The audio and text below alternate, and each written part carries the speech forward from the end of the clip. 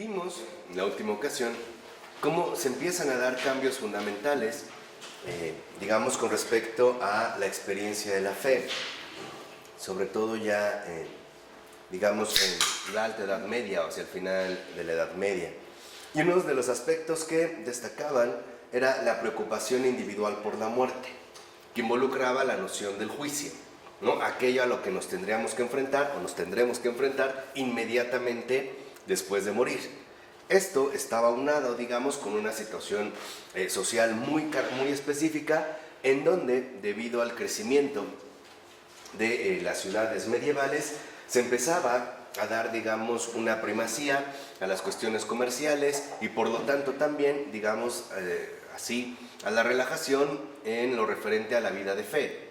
Y ahí es donde habían intervenido precisamente los predicadores mendicantes, cuyo énfasis recaía precisamente en la noción del pecado, el énfasis en Cristo crucificado y en la noción del juicio. Y esto a su vez había traído una nueva solidaridad, o sea, la intercesión, ¿no? Se empieza ya a poner énfasis en que los vivos pueden rezar por las almas de los muertos o bien llevarles el alivio. De tal manera que entonces el aterrador destino individual puede afrontarse gracias a la ayuda mutua. No estaríamos, digámoslo así, desamparados, sino que podríamos contar con las oraciones de nuestros semejantes. Y a su vez esto va a dar pie al surgimiento de una cuestión muy central hasta la fecha, y es la cuestión del purgatorio. Porque justo lo que hemos visto, que ahorita intentamos resumir de manera muy breve, esto es parte de lo que interviene en el tremendo ascenso del purgatorio, como punto central del interés y la acción espirituales. Entonces, debido a esta circunstancia concreta, el purgatorio aparece precisamente ahora como un centro fundamental de interés y que va a tener una relación directa con el énfasis espiritual que se le va a dar al desarrollo de la vida creyente, ¿no? ¿Qué es lo que va sucediendo? Por ejemplo, en primer lugar, que ya desde los primeros siglos existía cierta noción de que todos aquellos que evitan la perdición todavía no están preparados para el paraíso, ¿no? Era como una cierta intuición. Ok, puede ser que se ha evitado la perdición, pero aún no estaríamos en condiciones o plenamente preparados para poder disfrutar del paraíso. Y esto conllevaba una concepción vaga del fuego purificador, ¿no? Había que llevar a cabo precisamente una purificación para estar en condiciones de ingresar al paraíso. Pero en la cristiandad latina medieval, dicha concepción se convierte no solo en una doctrina hecha y derecha, sino que también se transforma en una nueva temporalidad. Y esto es también, digamos, un aspecto muy importante, porque entre nuestra existencia temporal de aquí y la eternidad de Dios, que es contemporánea a todos los tiempos, se inserta un nuevo campo de cuasi tiempo en el que las almas existen entre el juicio inmediato posterior a la muerte y el juicio final. Entonces, la noción del purgatorio no solo tenía que ver con esta noción, aunque fuera vaga inicialmente, del fuego purificador, sino que también ahora hace que se contemple una especie de cuasi tiempo en el cual estaría, por un lado, señalada nuestra vida aquí y ahora, y que ésta va a enfrentar el juicio, ¿no? Inmediatamente después de la muerte. Sería ese como lapso en el que ingresaríamos al purgatorio, y después se buscaría entonces ya el acceso al paraíso a partir precisamente del juicio final. Entonces se pone, digamos, como una situación que involucra precisamente la purificación, pero que también conlleva a entender la temporalidad de una nueva manera, porque se empieza a entender ya en la cristiandad latina medieval, con la doctrina del purgatorio, que este es un lugar de purificación necesario para todos. O sea, de alguna manera todos tendríamos que atravesar el purgatorio, excepto para los santos, que no lo necesitan, y para los condenados, quienes no lo merecen. Estarían, digamos, como en estas cuestiones dadas, y se supone que este lugar de purificación es, digamos, un lapso inevitable para cualquier mortal o para cualquier ser humano. que uno no puede eludir el juicio individual y por lo tanto evadir también la preocupación por la muerte, y en sus ansias de alcanzar el paraíso, evitando la perdición, se vería expuesto a este cuasi tiempo entre la salida, vamos a decirlo así, del mundo y el ingreso al cielo, ¿no? En esta situación es un cuasi tiempo porque ya no sería, digamos, una duración al estilo terrenal. Pero tampoco, y esto es algo importante, pero tampoco tendría que ver con la eternidad de Dios. Ciertamente se empieza a comprender que en el purgatorio no se puede medir el tiempo a la manera en como lo hacemos aquí, pero tampoco podemos decir que en efecto se trataría de una cuestión de eternidad, puesto que la eternidad únicamente se vería, digámoslo así, reflejada en dos situaciones muy concretas: la salvación o la condenación. Entonces, el purgatorio no es, digamos, un tiempo de eternidad, pero tampoco es un tiempo, ¿no?, de terrenal. Por eso el purgatorio es más bien visto como un lugar en términos espaciales, digamos, en términos donde uno ocuparía su respectivo lugar para llevar a cabo la purificación, y no como un lapso temporal, ¿no?, donde se tuvieran, digamos, que atravesar cierta cantidad de años o meses o días.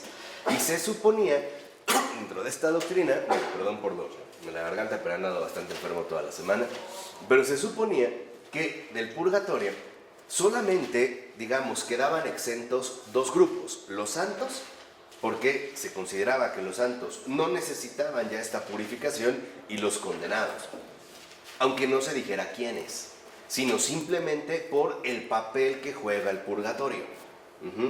Porque ya no merecen esta posibilidad, digámoslo así, de redención. Entonces, ¿qué sucede en este sentido con el purgatorio? En la cristiandad latina medieval, el purgatorio aparece como un lugar, sobre todo para los familiares y amigos de casi todos. Es, digamos, como la esperanza de alcanzar la salvación, aunque sea a través de un proceso, vamos a decirlo así, intermedio, ¿no? No directamente en el ingreso al paraíso, pero por lo menos a través de una situación intermedia, y que tendría que ver también con el énfasis, como lo mencionamos, en el juicio personal de cada uno que vendría a darse después de la muerte, y la situación que en efecto de ahí se empieza a derivar. Ahí empezamos a ver que en efecto la oración de los vivos, al igual que la intercesión de los santos y de la Virgen María, puede incidir en el sufrimiento de quienes están en el purgatorio. Desde la cristiandad latina medieval, siglo XII, siglo XIII, ya se empieza a establecer una doctrina, digamos, sólida con respecto al purgatorio, que sería la esperanza de salvación, aunque, vamos a decirlo así, indirecta. Sería, digamos, la posibilidad para poder llevar a cabo la purificación que nos haga falta. Y por lo tanto se empieza a crear un nuevo lazo social de solidaridad. Se empieza a reconocer que los vivos pueden beneficiar a aquellos que están, por decirlo así, en tránsito, o que están en un proceso de purificación para poder acceder al paraíso. Entonces se empieza a tomar muy en serio lo que podríamos llamar la intercesión. Esta intercesión, a su vez, va a estar sobre todo enfocada en tres, vamos a decirlo así, dimensiones. La primera dimensión tiene que ver con la intercesión de los vivos, o sea, las oraciones que los vivos realizamos en favor de las almas que se encuentren en el purgatorio. Ese sería un tipo de intercesión, cosa que hasta hoy en día se sigue practicando. Por ejemplo, cuando en una celebración litúrgica se encomienda una intención por el descanso de fulano de tal, o por tal alma, ¿no? Viene desde acá. Pero también se consideraba muy importante la intercesión de los santos, porque se reconocía que el afán de los santos era que estas almas también compartieran esta dicha que Dios quiere para todos. Y se empieza también a enfatizar de manera muy especial la intercesión de la Virgen María. Vamos a decirlo así, como una intercesión efectiva para estas almas que en efecto han evitado la condenación, pero no se han esforzado lo suficiente en la salvación. No sé si va quedando claro. Bueno, entonces, a partir de esto que venimos mencionando, se desarrolla toda una teoría sobre el tesoro de los méritos de los santos y la posibilidad de redistribuirlo en beneficio de los pecadores. Hasta antes no se tenía esta teoría. Se reconocía que un santo, en efecto, en un primer lugar, había alcanzado la patria celestial precisamente porque se había esforzado en evitar la condenación, ¿no? Que era, digamos, como un perfil muy peculiar. Pero a partir de la aparición de estos factores, se desarrolla una teoría donde ya se empieza a hablar, por ejemplo, de los méritos de los santos que no son propios. Vamos a decirlo así, no son méritos que el santo ha adquirido para sí mismo, como si fueran las joyas con las cuales llegaría adornado al cielo, sino que más bien estos méritos se empiezan a entender como una posibilidad de beneficiar a los demás, especialmente a los que estamos en la tierra y también a los que se encontrarían en el purgatorio, que como dijimos serían prácticamente la mayoría. Entonces la intercesión de los santos no es solamente a través de sus súplicas. Este es un aspecto fundamental. Por ejemplo, podríamos entender que si pedimos la intercesión de un santo, es algo así como si de manera verbal le pidiera a Dios que nos ayudara. No como si fuéramos con otra persona y le dijéramos, oye, te pido un favor, ayuda tal. No, no es esta la intercesión. La verdadera intercesión de los santos consiste en que toda su vida es una ofrenda dirigida a Dios para el bien de todos nosotros. Esa es la verdadera intercesión de los santos. Y esto hay que tenerlo muy muy claro, porque si no serían algo así como intermediarios verbales de los hombres con respecto a Dios. No, la intercesión de los santos es que ofrecen todos sus méritos, la renuncia, los sufrimientos, la disposición, la docilidad que manifestaron ante Dios ya aquí en la tierra, y cuyos beneficios o cuyos frutos obtenidos son a la vez precisamente donados para el bien de todas las almas, tanto para los vivos como para los que han fallecido. No, en este caso podríamos decir para las almas del purgatorio. Ahora, ellos, fíjense, ¿no? Esto respaldaba la institución con indulgencias. Y aquí empezamos a ver un factor fundamental para que entendamos la verdadera gestación de la Reforma, que es lo que queremos comprender al menos hasta este momento. ¿No? Entonces, si el énfasis ya se está dando en la intercesión, en esta nueva solidaridad, y la intercesión tiene que ver con la posibilidad de que los vivos oremos por los difuntos, de que los santos ofrezcan sus méritos, de que María también interceda por vivos y difuntos. Esto, la institución como tal, la iglesia como institución, lo va a empezar a respaldar o a basar en las llamadas indulgencias. Y estas indulgencias finalmente serán calculadas en la moneda de este cuasi tiempo. Quiere decir que se empieza a dar una especie de transición bursátil. Se empiezan, por ejemplo, a mencionar, ¿no? Este y otro acto, por ejemplo, una aportación podría valer una absolución de 1 año y 40 días para tu madre en el purgatorio. Entonces, ¿qué empieza a suceder? Si se empieza a poner el énfasis en la intercesión, y lo que buscamos es precisamente que las almas alcancen el estado celestial, la institución empieza a promover esta intercesión, esta solidaridad a partir de determinadas indulgencias. Estas indulgencias en un primer momento tenían que ver ante todo con prácticas muy concretas de penitencias, que era, digámoslo así, lo más similar a la intercesión de los santos. ¿Sí? O sea, esto es bien importante. Dijimos, la intercesión de los santos es el ofrecimiento de su vida entera, ¿no?, al cumplir la voluntad de Dios. Bueno, si se está hablando de intercesión y ya no solo se va a limitar a la oración que pueden ofrecer los vivos, también se va a empezar a promover que los vivos ofrezcan actos de intercesión. Vamos a decirlo así, actos concretos de penitencia, a la manera de una santidad. El problema es que después estos actos van a empezar a ser sustituidos por valores económicos.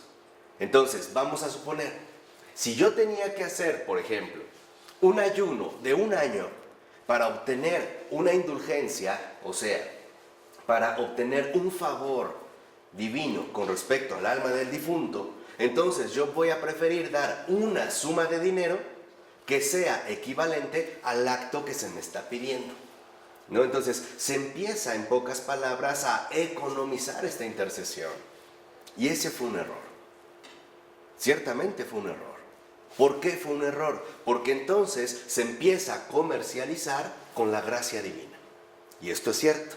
No estoy diciendo con ello que se haya llevado de manera general, pero sí fue una tendencia que en efecto resultó bastante peligrosa de asumir. Entonces, si mi intercesión estaba dado precisamente a través de un acto concreto, para evitar este acto, lo que se empieza a hacer es apagar. Entonces, se va a pagar para que sea como el intercambio de las indulgencias que quiero obtener, por ejemplo, para mi mamá, mi papá, mi abuelo, etcétera, etcétera, etcétera. Entonces, se empieza como a desligar esta nueva solidaridad que tiene que ver con la vida de fe para empezar a asumirla en términos económicos. ¿Quién es el responsable? Vamos, pues es un fenómeno general, no hay uno en particular que lo haya encabezado, pero es como un proceso sociocultural cuya tendencia se puede detectar de esta manera. También tiene que ver con lo que dijimos, el crecimiento de la población y sobre todo la llegada, por así decirlo, de los nuevos habitantes a estas incipientes ciudades, a los nuevos burgos. ¿Y nuevos santos que se opusieron a esta nueva doctrina? Sí, por supuesto. Van a reaccionar fuertemente, especialmente, por ejemplo, no sé, un San Francisco de Asís. Por eso es que vemos como en San Francisco de Asís el anuncio de la pobreza lo que está recordando es que no podemos nosotros intentar comprar los favores de Dios, sino que la pobreza espiritual que está anunciando San Francisco tiene que ver con la intención adecuada de hacer lo que nos corresponde, pero en carne propia. Por eso, digamos, San Francisco, dentro de este contexto, va a resultar tanto muy iluminador como muy escandaloso, porque iría a contracorriente de la tendencia que se está generando en estos momentos. Por ejemplo, en lugar de que San Francisco dijera, paga, lo que San Francisco decía es mejor, haz penitencia y ora, ¿no? O sea, aplícalo, digámoslo, en este caso, en carne propia. Entonces, hay algo de cierto cuando se acusaba de la venta de las indulgencias, porque esta sustitución, en último término, llevó finalmente a un abuso. Si de ahí se puede obtener una ganancia, y en efecto hay almas corruptas que se enganchan con este tipo de situaciones, pues después lo que van a hacer es poner ciertas cuotas, ¿no? O sea, mayor indulgencia quieres, mayor es la cantidad que debes de aportar. La fe protestante rechaza todos los puntos que dijiste, que acabas de mencionar. Para ellos eso es lo diabólico de lo católico, ¿no? Empezó desde aquí, ¿no? Desde vender las indulgencias también, ¿no? Que va a ser posterior.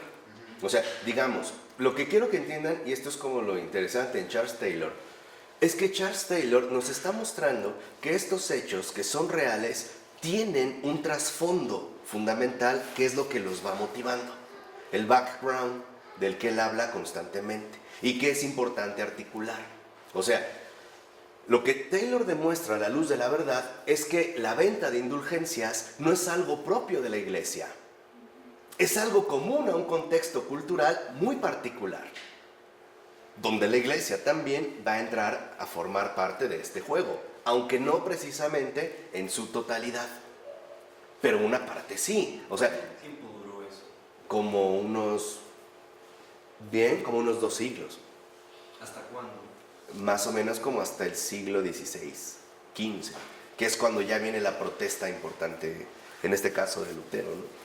¿Qué es lo que vamos a ir viendo? O sea, ¿cómo es que ahora van a elaborar sus propuestas? ¿No? ¿Qué pasó? Pues que esto se salió de control.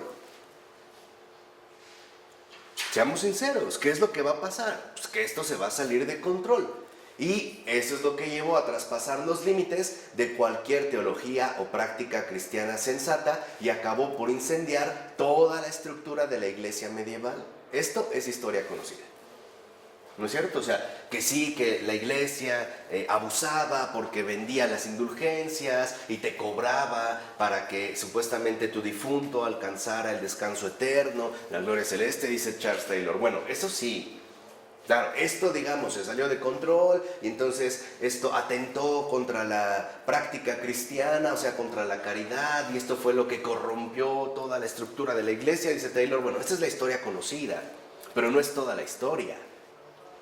¿Hay ejemplos de algún papa que haya permitido eso? Sí, ahorita se me fue el nombre, pero... era el...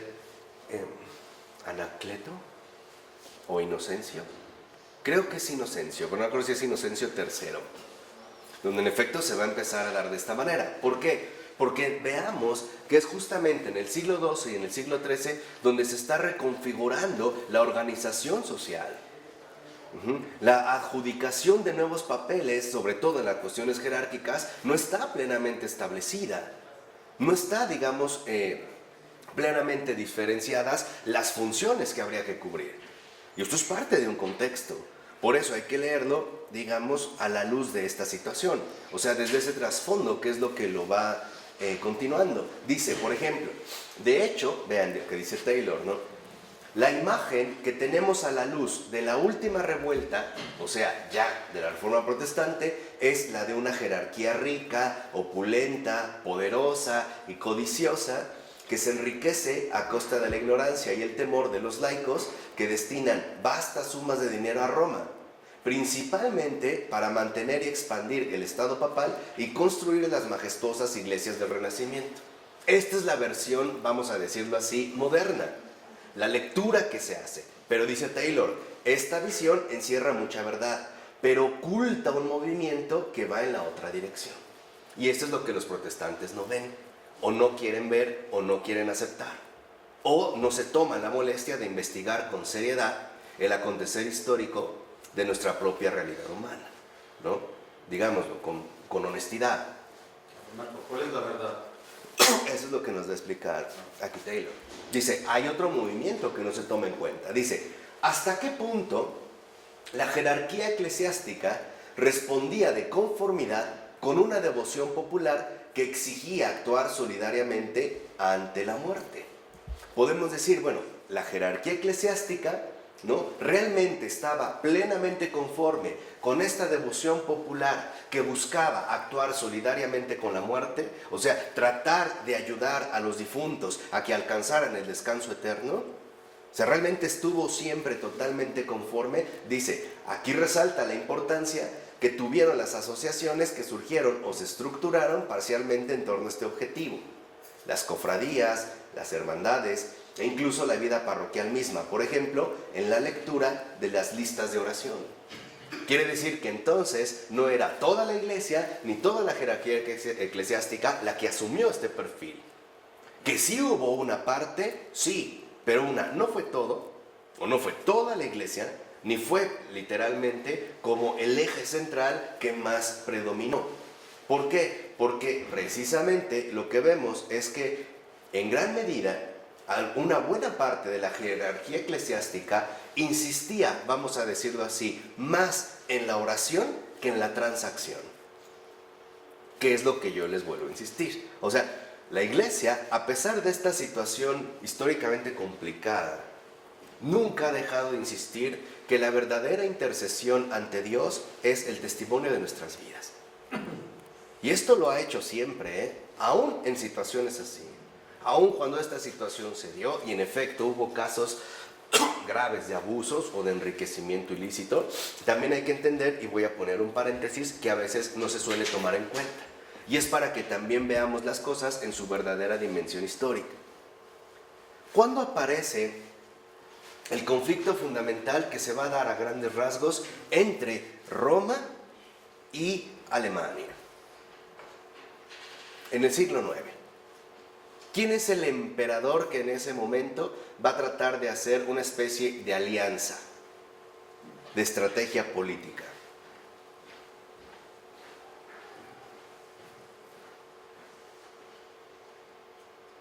Carlomagno, ¿no? Ah, no, él es el de Roma, ¿no? No, Carlomagno. el emperador Carlomagno, cuando va a empezar, digamos, el imperio carolingio, a partir del siglo IX. A grandes rasgos, y tratando de resumir muy brevemente lo que ocasionó, para que vean cuáles son también estas raíces, ¿qué pasó? Carlomagno, desde el siglo IX, quiere instaurar un imperio universal. Pero para hacerlo, él busca establecer una alianza fundamental entre emperador y papa, o sea, Alemania y Roma. Pero él lo va a hacer más por una cuestión de estrategia política, o sea, de interés general. Cuando él trata de, digámoslo así, negociar con el papa la autoridad, la cuestión, recuérdense que las jerarquías estaban establecidas, y el papa detecta en ese momento que en efecto esto va en contra de los principios cristianos de la integridad, no lo acepta.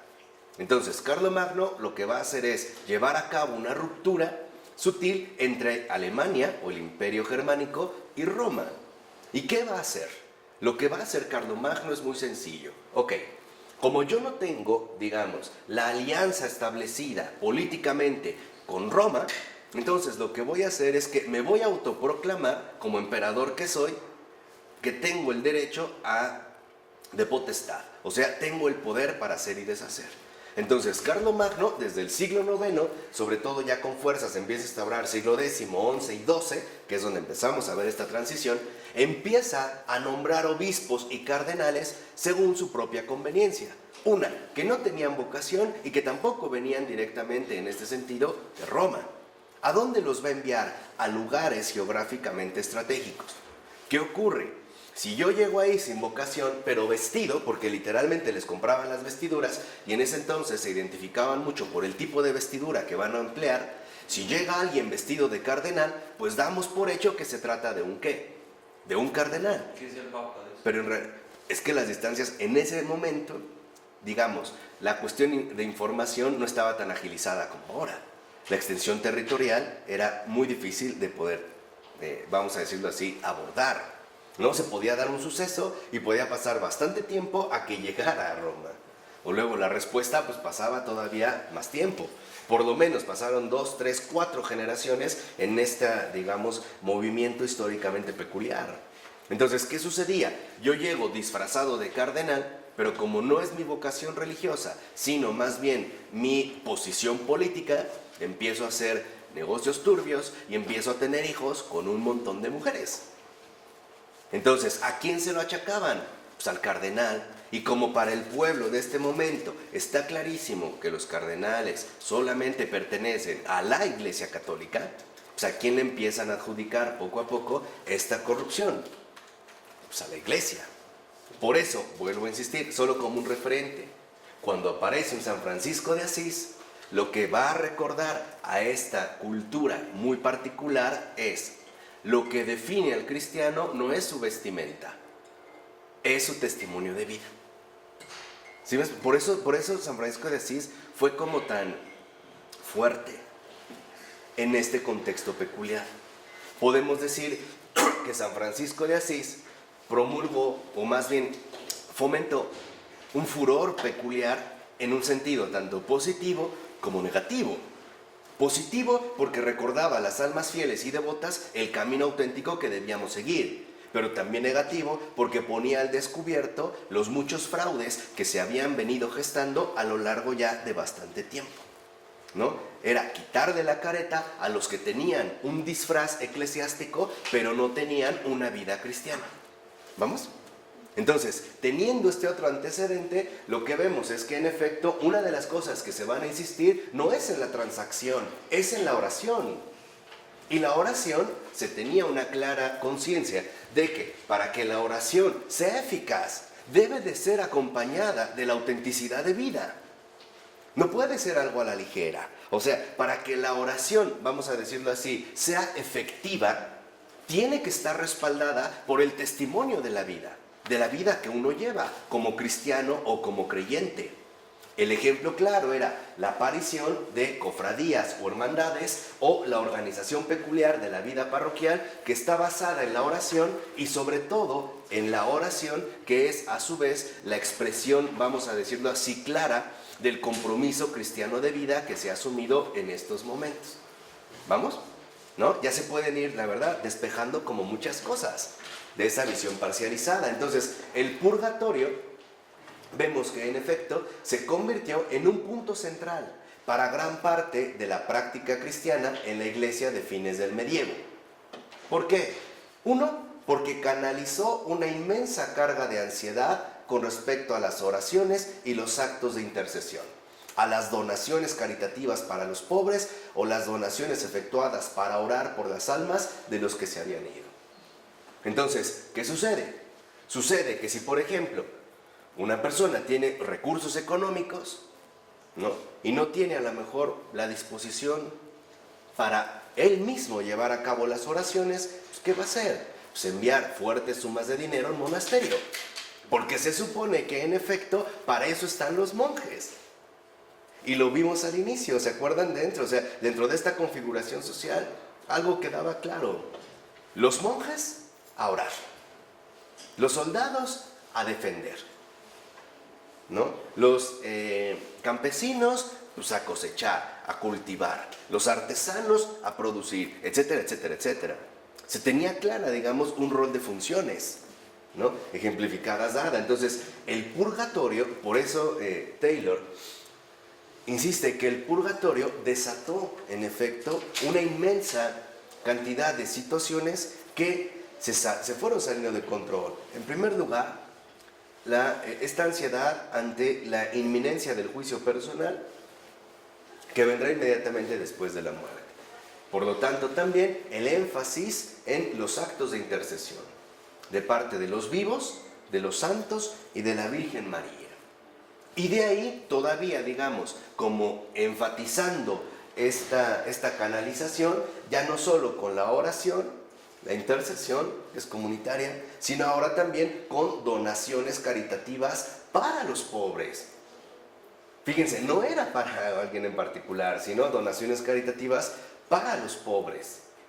Y después también con donaciones efectuadas para orar por las almas de los que se habían ido.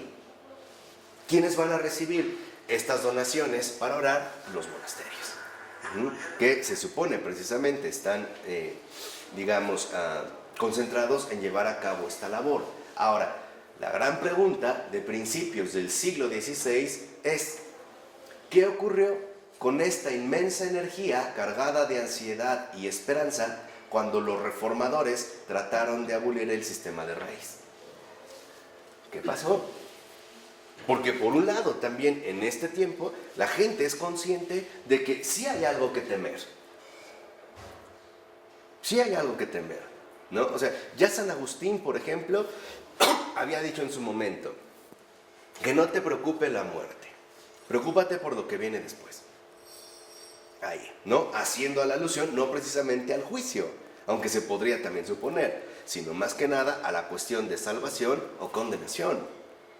Por ejemplo, ya se tenía una noción clara, pero al ir emergiendo este tipo de situaciones particulares, también se tiene la esperanza de que la gente, a final de cuentas, sí se puede salvar.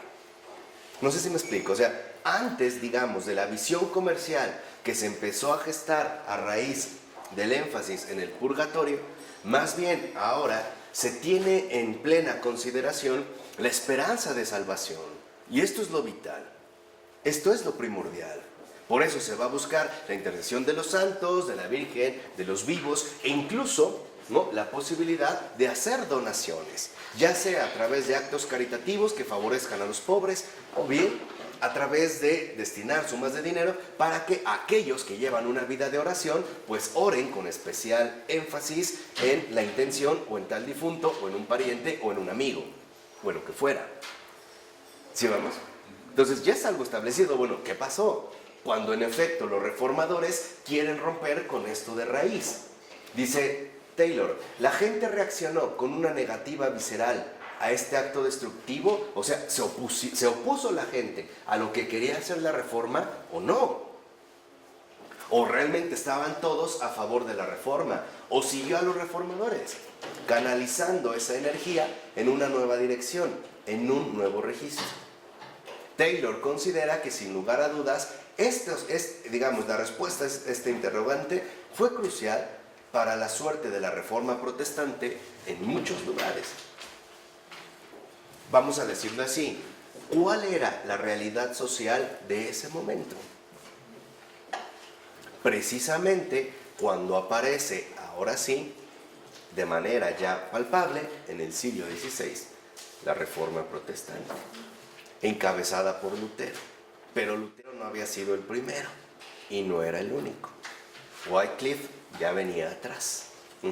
Ya venían situaciones que en efecto se empezaban a dar. Entonces dice, por ejemplo, en cualquier caso, esta nueva espiritualidad de la muerte y el juicio, que en un sentido debería haber unido a la élite y a las masas en torno a un énfasis más cristiano en la muerte y que se predicó vigorosamente con vistas a ese fin, tuvo el efecto contrario. Lo que realmente ocurrió es que se produjo lo contrario. Abrió una brecha más grande entre ciertas élites y las masas de fieles que finalmente dio lugar a la guerra que dividió a la iglesia.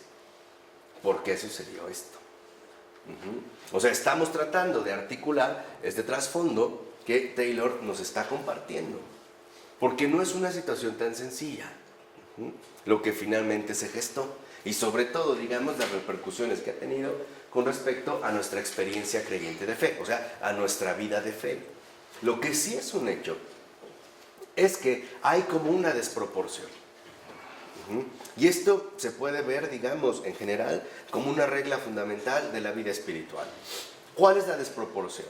Que el énfasis, ¿no?, en la Edad Media parece recaer en la cuestión de la muerte y el juicio.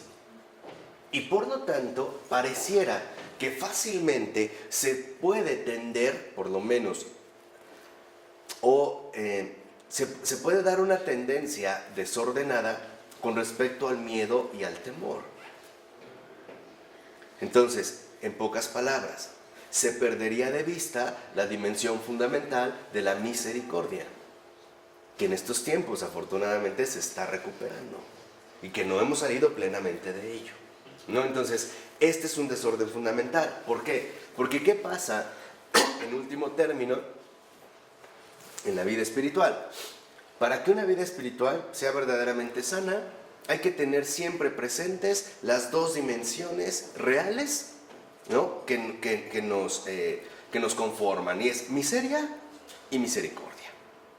Las dos, o sea, si una de las dos falla, los efectos que va a producir esta ausencia son desordenados.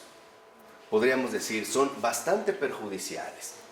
Aquí, tal parece que en efecto el énfasis es hacia la miseria. La cuestión del juicio, la cuestión de la muerte, y de que en pocas palabras, tal pareciera que la salvación se da solo para unos cuantos, para los santos.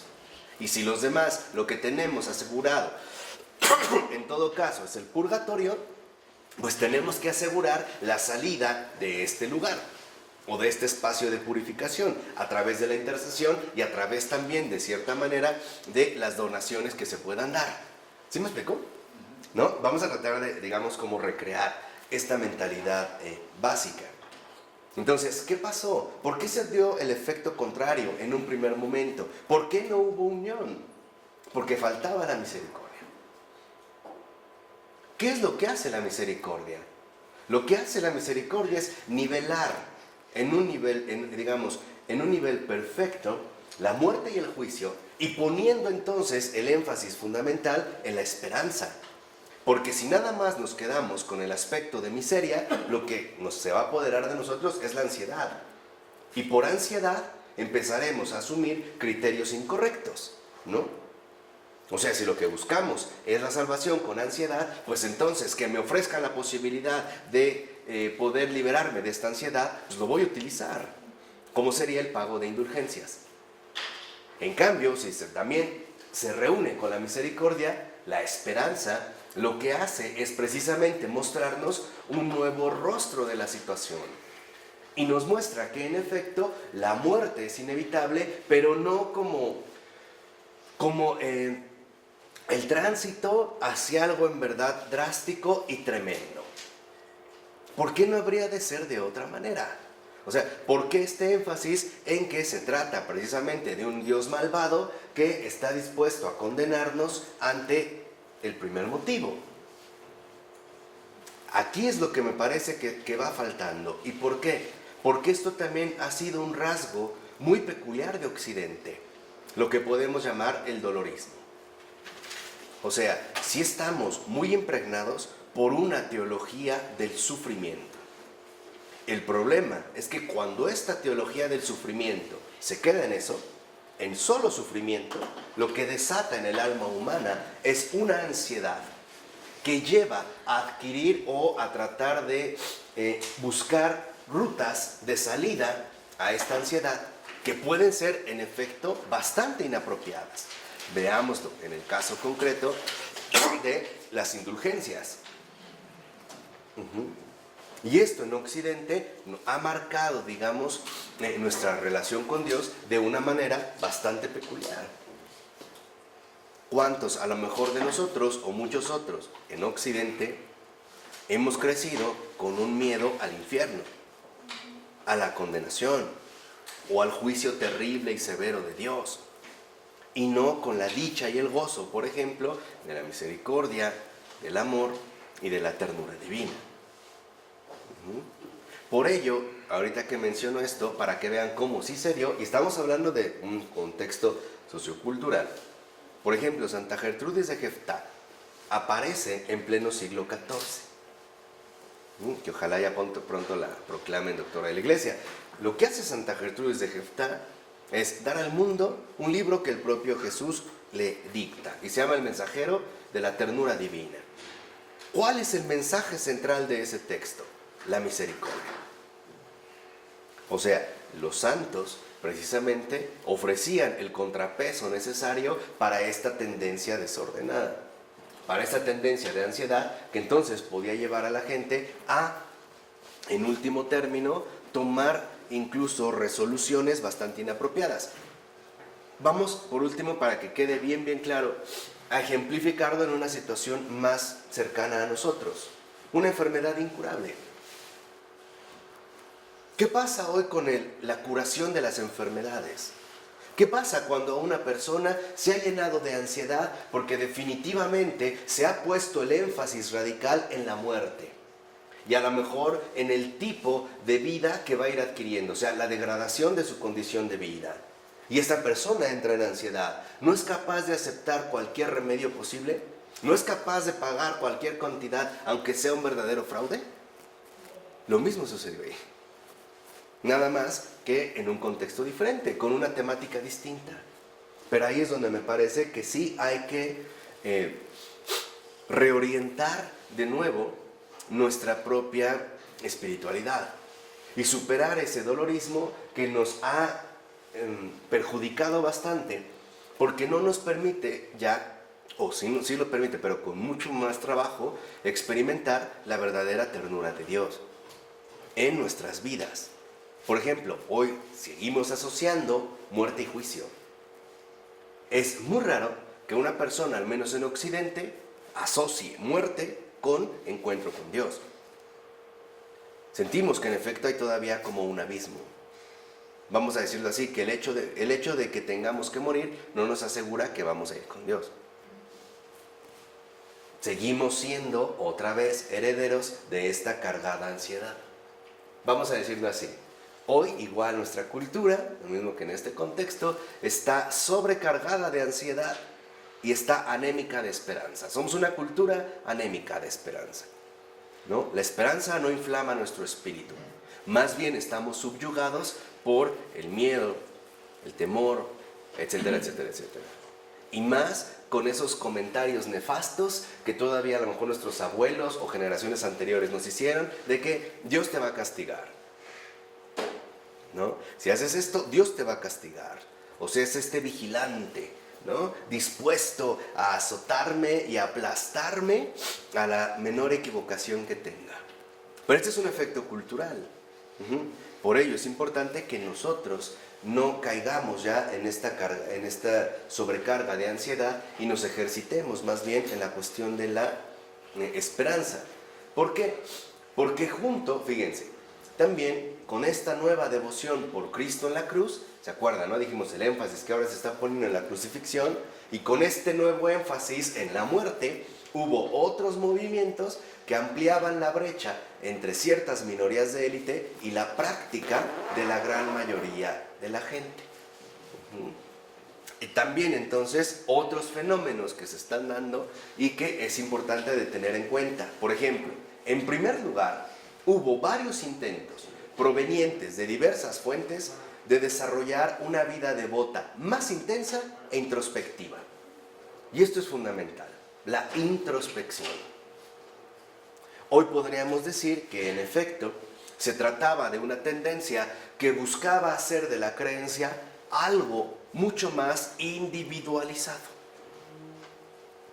poniendo énfasis en la devoción a través de la introspección. Por ejemplo, la tradición de la mística alemana, comenzando con el maestro Eckhart, es tal vez la más conocida en este campo, pero no es la única. Entonces, se empieza a proponer una especie de subjetivización de la experiencia de fe, que puede ser bien visto, tal y como hemos ido planteando las cosas, como una respuesta a esta sobrecarga de ansiedad. No ser, digamos, partícipes de esta sobrecarga de ansiedad. Entonces, se va a buscar que la vida devota sea intensa e introspectiva. Pero más masiva e influyente en el siglo XIV fue la devoción moderna de los hermanos de la vida común, cuya figura más célebre fue Tomás de Kempis, autor de la Imitación de Cristo. Entonces, en el siglo XIV va a tener también una influencia decisiva los hermanos de la vida común. Y por ejemplo, la Imitación de Cristo. Si han leído la Imitación de Cristo, verán que en efecto es una especie de disciplina. Hoy a mucha gente la Imitación de Cristo le parece muy severa. Y en parte tienen razón. Primero, porque la Imitación de Cristo está pensada para monjes. Segunda, porque la Imitación de Cristo está respondiendo a la situación cultural de su tiempo, donde en efecto empezamos a ver que se empiezan a presentar muchos desórdenes y desviaciones. Podemos decir que en efecto la Imitación de Cristo no es más que un remedio fuerte para una situación drástica, como a veces suele suceder. Por ejemplo, si una persona fuera a esquiar o, no sé, estuviera en la nieve y empezara a tener necrosis en el pie, probablemente se tuviera que recurrir a algo drástico, tal vez la amputación de la pierna, por ejemplo, ¿no? Entonces, vemos que en este énfasis, ¿no?, se empieza a poner un énfasis peculiar, en esta devoción, se comienza a poner un énfasis peculiar en lo siguiente. Fíjense bien, porque es parte también de lo que seguimos heredando o seguimos todavía presentando. 1, la oración privada. 2, la introspección. E incluso la posibilidad de llevar un diario íntimo y personal, que era lo que fomentaba, por ejemplo, o lo que proponía esta devoción de los hermanos de la vida en común. Entonces, lo que van a tratar de realizar es, vamos a tratar de eliminar esta sobrecarga de ansiedad a través de ¿qué? De la oración privada.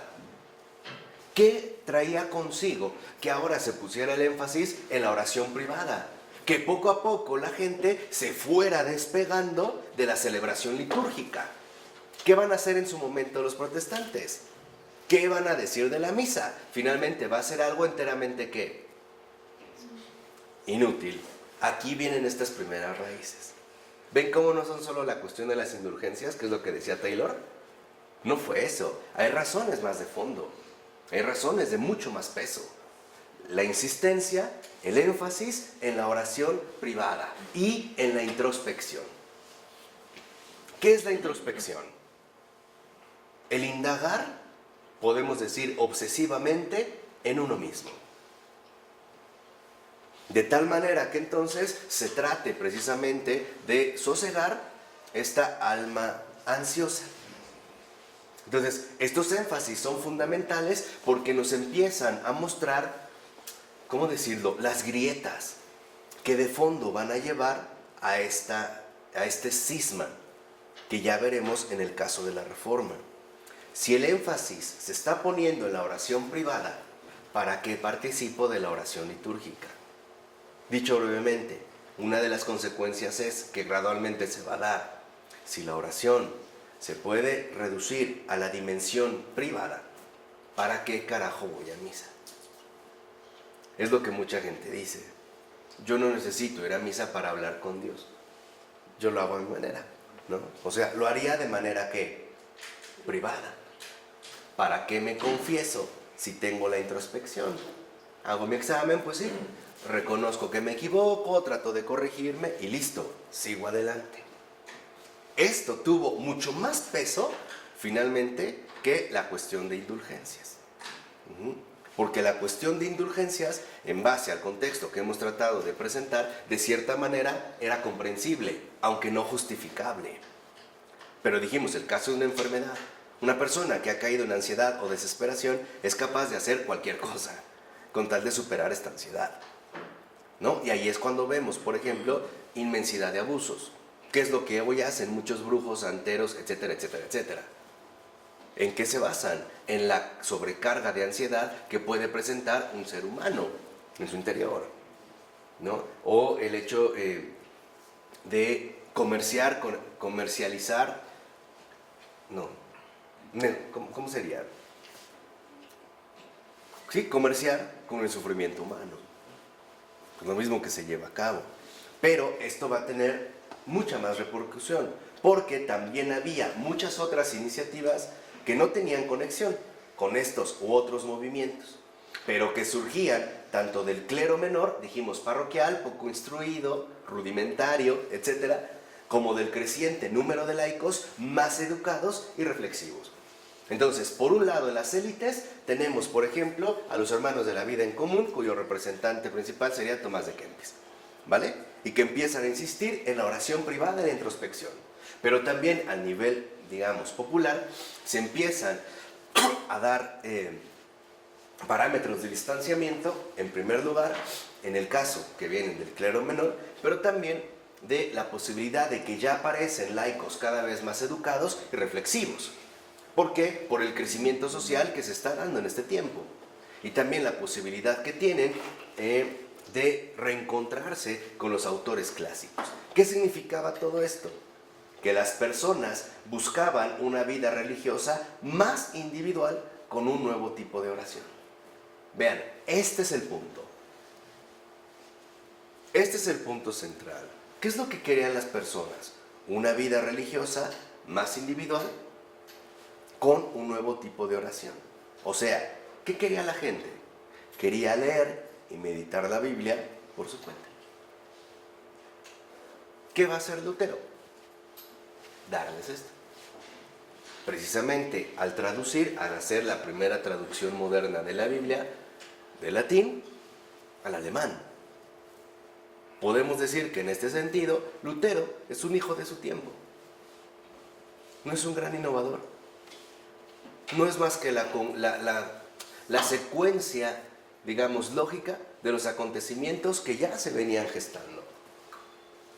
¿Ya? Lo único que hizo es sistematizarlo y darle una forma más establecida. Darle una forma doctrinal. Pero los movimientos ya estaban desde antes. ¿Por qué? Porque el hecho de que se buscara una vida religiosa más individual se entiende si por un lado hemos comprendido el desprestigio de la jerarquía eclesiástica a través de la comercialización con las indulgencias, ¿no? Entonces la gente se va a buscar apartar prácticamente, digamos, de esta jerarquía y también del tipo de oración, porque vimos que también la oración se había contaminado a través de el querer sustituirla con dinero, ¿cierto? Entonces, esto lleva a que la gente busque una vida religiosa más auténtica, aunque a partir, digamos, aunque esta autenticidad tenga el precio de la separación o del distanciamiento. Y también una oración que ya no esté, digámoslo así, como contaminada por, ya encontré la palabra, eso es lo que quería, por el espíritu lucrativo. Y esto era un punto central. Vamos, como que la cosa ya va adquiriendo sentido. Por ello, si la referencia fundamental está dada en las Escrituras, porque los representantes de la iglesia no son muy recomendables, vamos, no son tan santos como esperaríamos, entonces el énfasis ahora se va a poner en la Biblia, en la Escritura, y ya no en aquellos que han encarnado, ¿no?, la palabra de Dios en sus propias vidas. ¿Vamos? ¿No? ¿Vamos? Entonces, esto es fundamental. Ahora entendemos por qué después, en el caso ya de la Reforma Protestante, el énfasis es en las Escrituras. Por eso Lutero en su momento va a hablar de la sola Escritura. Solo las Escrituras, sin jerarquía eclesiástica, sin nada más. ¿Y cuál es la médula central de la doctrina luterana? La vida religiosa individual con un nuevo tipo de oración. Ahí está, o sea, le está dando ya cuerpo a un movimiento que por lo menos tenía 300 siglos de venirse dando. Y no me canso de repetir que si de verdad leyéramos la luz que nos ha transmitido el Señor a través de sus santos, entenderíamos muchas más cosas. Por ejemplo, por lo menos también 300 años antes de Lutero, a través de una Santa Catalina de Siena, el Señor había denunciado las faltas en las que su iglesia estaba incurriendo. Así de sencillo, mucho antes de Lutero, ¿eh? Es más, curiosamente, si uno lee los diálogos, veremos cómo el padre, que es el que se dirige específicamente a Catalina de Siena, le habla de llevar a cabo una reforma. Es curioso, pero Dios mismo quería la reforma de su iglesia, pero no de esta manera. Y quería esta reforma con 300 años de anticipación. Pero literalmente nadie le hizo caso, como a sus profetas, ¿no? O como a su hijo, como ha ocurrido. O sea, también no es una situación, no, tampoco.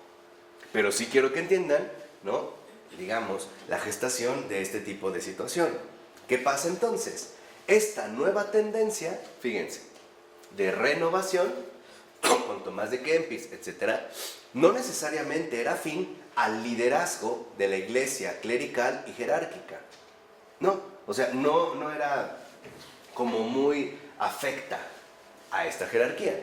De hecho, la iglesia jerárquica va a mirar muchas veces con recelo las nuevas formas de introspección y llegó a condenar algunos de los escritos de Eckhart, el maestro Eckhart, que va a ser como el pilar de la mística alemana, que en realidad no es por menospreciar al maestro Eckhart, pero me parece que la verdadera raíz de la mística alemana la podemos encontrar, por ejemplo, más bien en Santa Hildegarda de Bingen, o en las místicas de Jephthah, o Santa Matilde de Hackenborn, o Santa Gertrudis, y otras, ¿no? ¿Qué es lo que ocurre? ¿Por qué se van a oponer a la introspección? Porque era claro que cuando uno se quiere asumir a sí mismo como un criterio único de vida, uno corre el peligro de equivocarse gravemente. Esa era la enseñanza de la iglesia en ese momento. Por eso les decía que no se equivocan. ¿Qué pasa en la introspección? La introspección no es más que la obsesión por uno mismo. Entonces, si yo me dedico continuamente a la introspección y no acudo a una fuente externa u objetiva a mí con autoridad, ¿no?, para poder guiarme, correría mucho el riesgo de extraviarme en caminos literalmente falsos. Por eso es que van a mirar con tanto recelo estas nuevas formas de introspección. Porque realmente pasó, entonces. Exactamente. ¿Ven? O sea, es lo que les decía, de verdad, hay que amar a la iglesia pero en su realidad. Lo que es, porque sí hay cosas malas, pero de fondo siempre está bien. Esta es la maravilla, de verdad. Sí, hay como abolladores, pero de fondo siempre está bien. Y hay que ir al fondo, en todo. Hay que llegar al fondo. No hay que tenerle miedo a nada, a la verdad, ni mucho menos al error. Pero hay que ir al fondo, porque ahí lo que rescatamos es la luz de esta iglesia, ¿no? Que sabemos a quién pertenece. Bueno, entonces es importantísimo esta introspección, porque en efecto, por ejemplo, si uno lee un libro de Jacques Maritain, este filósofo católico del siglo XX, que se llama Tres Reformadores, él hace un estudio muy serio de Descartes, Rousseau y Lutero. Y lo que muestra, ¿no?, sin mencionarlo bajo estos términos, en este caso Jacques Maritain, es que el error fundamental de Lutero proviene de la introspección. Porque a partir de la introspección absolutizada, perdemos de vista criterios objetivos para poder corregir qué estaría bien y qué no estaría bien. La introspección también puede ser fuente, por ejemplo, de muchísimas fantasmagorías o engaños. Y esto también es algo vital. Por ejemplo, San Juan de la Cruz. Vean que aquí los mencionan, para que vean más o menos el momento, ¿no? En una ocasión, Jesús se le apareció estando en un crucifijo y le habló. Pero San Juan de la Cruz no le respondió. Vean, o sea, vean la diferencia. No le respondió. Porque San Juan de la Cruz era muy consciente de los peligros que corremos cuando caemos en las redes de la introspección. Le dijo, si de verdad eres tú, ¿no?, entonces, a ver, dame algo.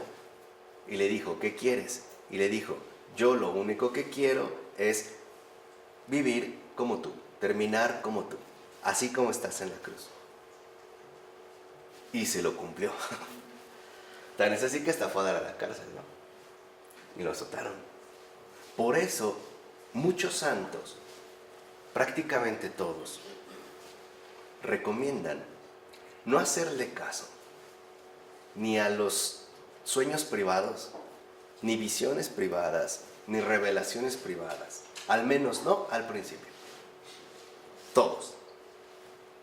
Precisamente para no dejarse engañar. Porque de fondo, ¿qué es lo que destapa la introspección? La soberbia. Porque me estoy asumiendo como el criterio único y exclusivo de toda la verdad. Dicho de otra manera, el peligro con la introspección es que queremos asumirnos, como ya en su momento quería suponer Protágoras, como la medida de todas las cosas. Por eso era muy importante, y cualquier religioso sensato y creyente lo sabe, que si uno dice tener una visión, una revelación, de inmediato lo comente con algún superior. Pero de inmediato, no guardárselo. Si no, caeremos en las redes de la soberbia y también de la arrogancia. Lean ese textito de Jacques Maritain, se llama Tres Reformadores. Chequen el perfil que hace a fondo de Lutero. Quiero contar un ejemplo, acá donde llega contemporáneo reciente, donde en una ocasión una religiosa decía que tenía diálogos cotidianos con Jesús. Que Jesús le hablaba y le había dicho en pocas palabras lo que se tenía que hacer en ese monasterio, ¿no? Y empieza a meter ruido, pues, a sus hermanas y a la superiora. ¿Qué hace la muy sabia superiora? Lo consulta con un confesor. Le dice, oye, aquí está pasando esto. Y le dice, ok, no te preocupes, yo voy.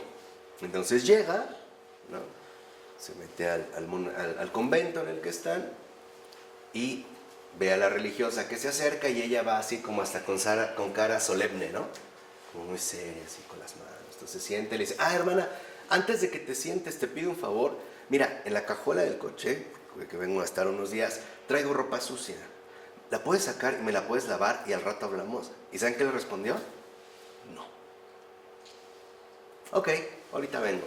Salió con la superiora y le dijo, está alucinando. Era haberle hecho total caso a la ¿qué? A la introspección. Entonces empieza a desatar la soberbia, la arrogancia y un criterio fundamental para la vida religiosa, la desobediencia. Se rompen los límites. Ya no se sabe quién es mayor o menor, porque mi perspectiva equivocada me hace colocar por encima de todos ¿qué? Los demás. vean el vocabulario de Lutero, cómo se expresa y cómo habla.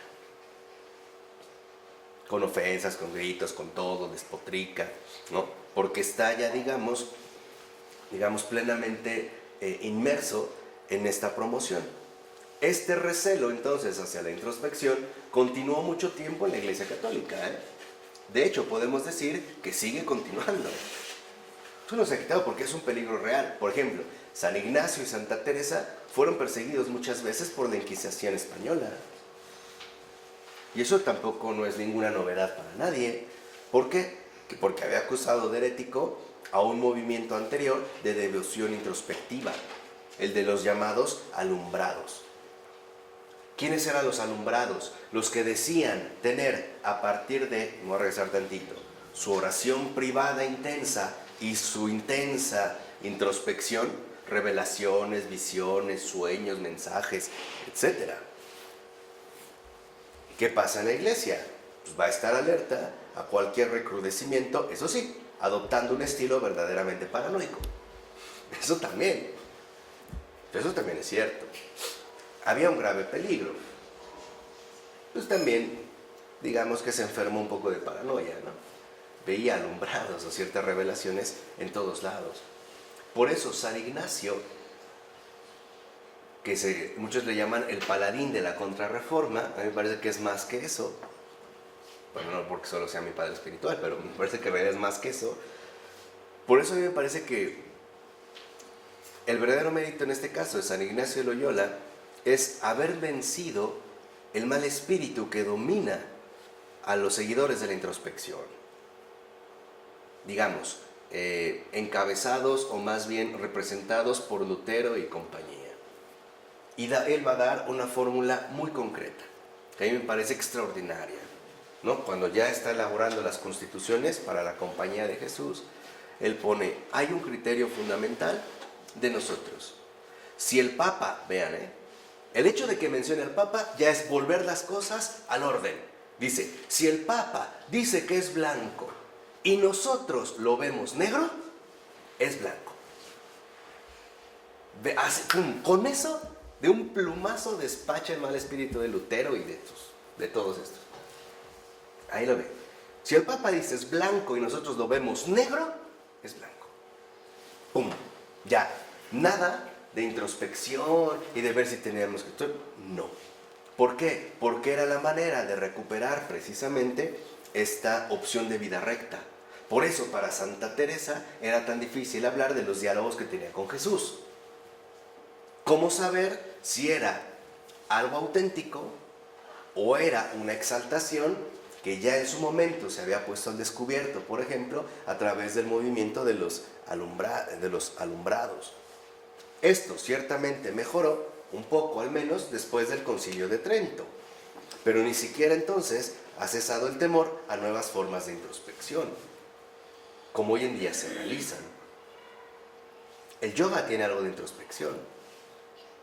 También, las prácticas orientales de base están, digamos, de base tienen la introspección.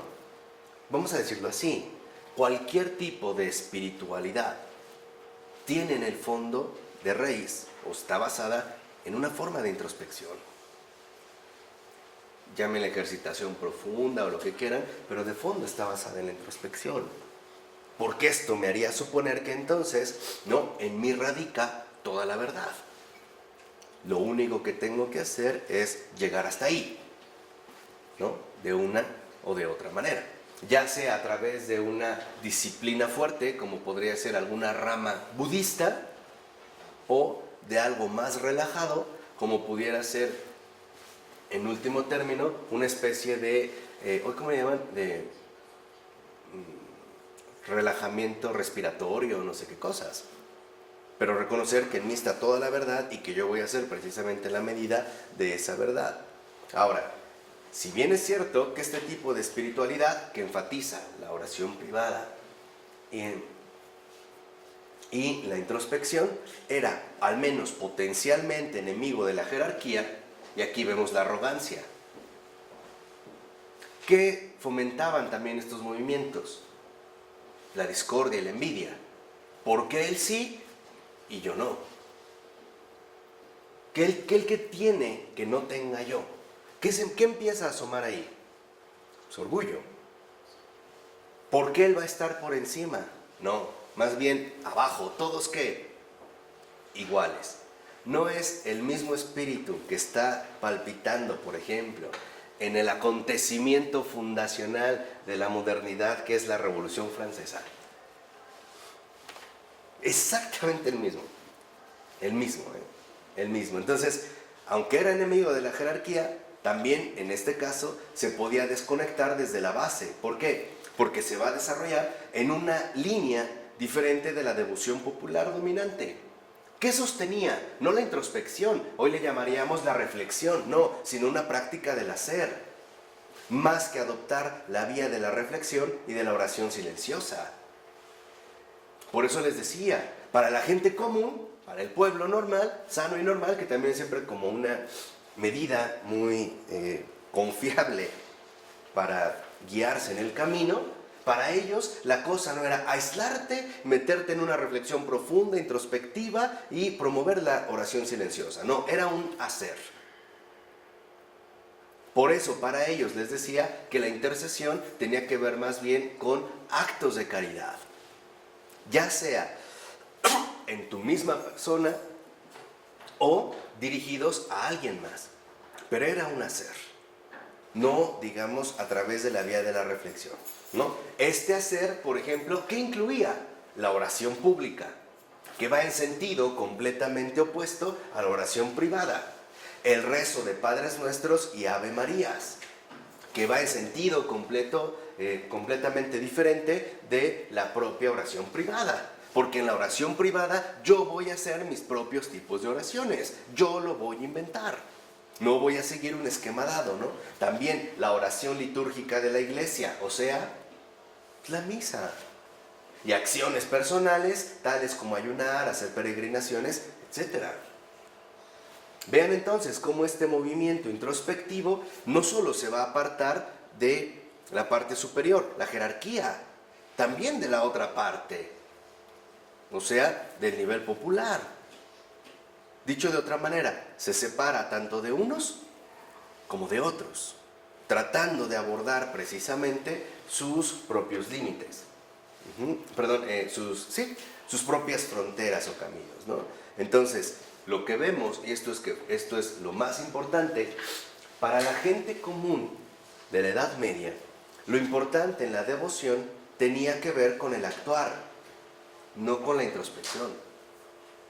No era una cuestión enteramente reflexiva, individualizada, hoy podríamos decir subjetivizada. No, tenía que ver con la participación común de la vida eclesial, la oración pública, el rezar Padres Nuestros, Aves Marías, la participación dentro de la misa, el ayuno, las peregrinaciones, las penitencias, las obras de caridad, etcétera, etcétera, etcétera.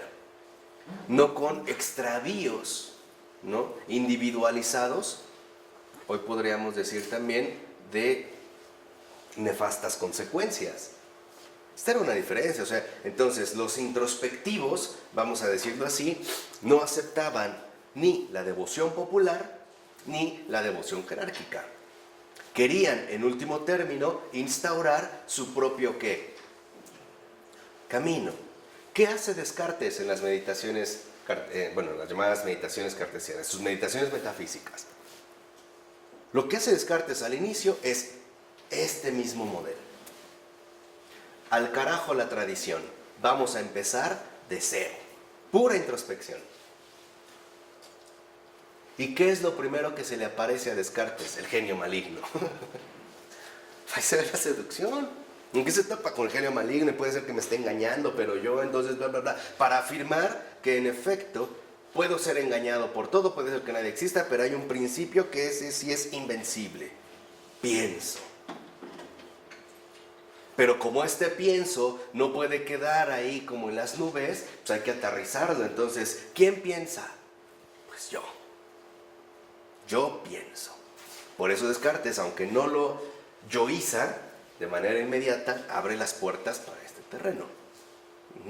Por eso Pascal, que era un buen conocedor de Descartes, dice: Descartes en realidad utiliza a Dios como un pretexto para arrancar su maquinaria. Y una vez que ya no lo necesita, lo manda al carajo. Y sí es cierto. Ahí está la influencia de Descartes, siglo XVI. Ya, digamos, siglo XVI, siglo XVII. Ahí está. Y eso que estudió en el colegio y la Fléché de jesuitas en Francia, no aprendió nada de San Ignacio, para poder realmente avanzar en este término, ¿no? Ahora bien, fíjense, la introspección no necesariamente significaba abandonar estas formas activas de devoción, tampoco oponerse a ellas, ¿eh? Pero algunos de los adeptos a una devoción más íntima, o sea, introspectivo-reflexiva, sentían aversión por estas formas populares, es decir, comunes, por considerarlas una desviación irreflexiva de la verdadera devoción. ¿Qué quiere decir de fondo? Y esto es algo fundamental que Taylor también está exponiendo. ¿Qué pasa con este movimiento que va muchísimo más allá de las indulgencias, si lo vemos? Eso es lo que realmente está en el trasfondo. ¿Qué sucede en este caso? Que ahora todo se quiere hacer acorde a la capacidad de reflexión humana. Ahora todo tiene que ser reordenado siguiendo un orden estrictamente racional. No es por ello que a Descartes, y no sin equivocación, se le suele considerar el padre del racionalismo. Ahí se va a tomar un nuevo eje, vamos a decirlo así, de configuración, ¿no? Lo que vemos es que en efecto se oponen a las formas populares por ser demasiado irracionales y también a las formas establecidas por ser demasiado tradicionales. Dicho de otra manera, ¿qué es lo que quieren siempre hacer los introspectivos? Pues hacer las cosas a su manera. Este era, digamos, uno de los impulsos que se empiezan a gestar. Lo que vemos es que, por ejemplo, esta fue una reacción común entre los humanistas cristianos. Erasmo de Róterdam es un buen ejemplo de estos humanistas, quienes por lo regular caían en el mismo juicio negativo que las élites hacían con respecto a la devoción popular, viéndola desde fuera y a menudo perdiendo de vista el espíritu que la animaba. Esta separación, por ejemplo, entre la élite y el vulgo, por considerarla, digamos, inapropiada, rústica o rudimentaria, que fue también, digamos, el gran proceso que tuvo que superar Agustín a lo largo de muchos años. ¿Cuál fue? Ahí hoy es su fiesta, por cierto, ¿eh? Hoy es la fiesta de San Agustín. ¿Cuál es el problema con Agustín? Al menos con el Agustín converso, ¿no? Vamos a decirlo así, inicial. Agustín está dispuesto a aceptar a Dios, pero no a su iglesia. Ahí tiene problemas con la iglesia. Porque la considera demasiado, ¿qué? Popular. Demasiado común. Todavía, en su juicio introspectivo, reflexivo, todavía tiene la idea de que si Dios es Dios, pues debe de tener algo mejor. No estas cosas o piltrafas. No el vulgo con él, ¿no? Entonces, vemos que en efecto se establecía también un mismo juicio negativo, lo mismo que Erasmo de Róterdam, que era como una línea particular de este humanismo. Entonces, ¿qué va pasando?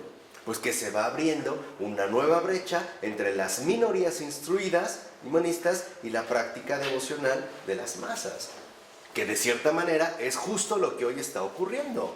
Hay muchas minorías instruidas, por ejemplo, teológicas, que están prácticamente alejadas de la práctica devocional y común, normal, de las masas. Este era, me parece a mi entender, una de las objeciones que ponía von Balthasar a Karl Rahner. Para Karl Rahner, la teología era una teología especulativa, fuertemente influenciada por Hegel y por la estructura hegeliana, ¿no? de elevación racional. Balthasar lo que decía es no, para que vean cómo la iglesia siempre está ahí presente contra estas tentaciones. Balthasar lo que decía es no. En realidad, la teología no puede ir desprendida, finalmente, del hacer concreto de la caridad. Por eso, para Balthasar, la teología se hacía de rodillas, es decir, a través de una intensa vida de oración, no a través de una intensa vida de reflexión. Para Baltasar la teología no podía, la verdadera teología, o sea, el verdadero teólogo, es decir, el santo, no se podía en este caso dar a partir de un escritorio, sino a partir de un intenso compromiso con la acción divina. ¿Y dónde realmente está presente de manera clara y podemos decir absoluta esta acción divina? Pues en la iglesia. Porque en la iglesia es donde uno está llamado a crecer. En la iglesia o creces o creces. En la iglesia, una de las cosas primeras que se ponen al descubierto cuando te vas acercando son tus propios prejuicios. Y tus propias limitaciones, intelectuales, emocionales y también espirituales. Vuelvo a insistir, San Agustín. A San Agustín fácil le costó como unos 10 años, 10, 12 años, para que vean que no fue sencillo. Ahí se empieza a ver las limitaciones, porque la iglesia es un desafío. La iglesia me parece que es el más claro desafío para nuestra condición humana. Que para nosotros, la iglesia asume lo que para nosotros es muy bajo y también lo que nos escandaliza porque es demasiado alto. Por ejemplo, lo demasiado alto, el Dios uno y trino, no, eso es demasiado. Lo muy bajo, como en la iglesia entra cualquiera y erupta o entra de esta manera, huele mal y entonces es aceptado, cómo debería de haber más respeto y solemnidad. O sea, ahí se ve el desafío. Por eso es que la iglesia, me parece a mí, siguiendo este recorrido, se incomoda. Se incomoda porque la iglesia nos va a confrontar a nosotros mismos poniendo al descubierto nuestras profundas limitaciones. E incluso va a poner, digamos, o va a desafiar nuestra propia capacidad de reflexión. E incluso más aún de introspección.